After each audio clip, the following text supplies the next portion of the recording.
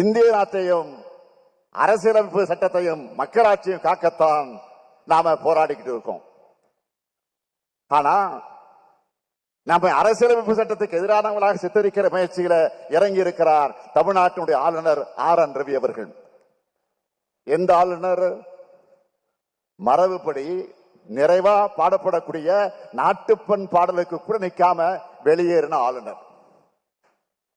இருந்தாலும் ஒன்றிய அரசுக்கு நான் வைக்கும் கோரிக்கை என்பது, நான் ஆளுநரை விமர்சிக்கிறேன் என்பதற்காக அவரை மாத்திடாதீங்க. அவர் பேச பேசத்தான் பாஜக நாட்டில் அம்பலப்படுது. திராவிட கொள்கைகள் மேலும் மேலும் மக்களிடம் சென்று சேருது. அவர் பேச பேசத்தான் மக்களுக்கு மாநில சுயாட்சி முழக்கத்தினுடைய நியாயங்கள் புரியுது.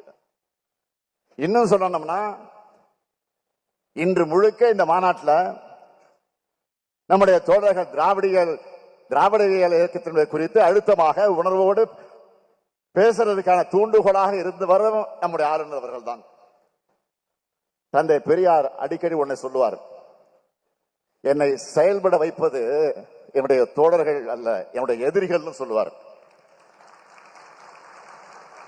அப்படிப்பட்ட கொள்கை எதிரிகளை, பண்பாட்டு எதிரிகளைத்தான் நாம் இன்னைக்கு பார்த்துக்கிட்டு இருக்கிறோம்.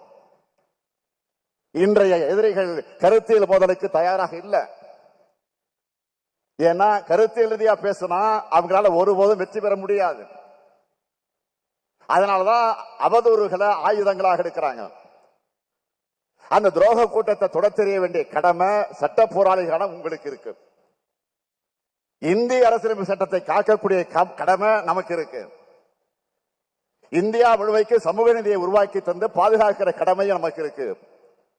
எனவே இங்க இருக்கு சட்ட போராளிகளுக்கு நான் சொல்லிக்கொள்ள விரும்புவது, நீங்கள் கொள்கை போராட்டத்திலையும் ஈடுபடணும், உதவணும், உங்களை ஒப்படைத்துக் கொள்ளணும், தேர்தல் களத்திலையும் உதவணும். தேர்தல் நேரத்தில் உங்களுடைய வாரும் பணிகள் எல்லாம் மகத்தானது, பாராட்டுக்குரியது. இன்னைக்கு நினைச்சாலும் நான் மகிழ்ந்து கொண்டு இருக்கிறேன்.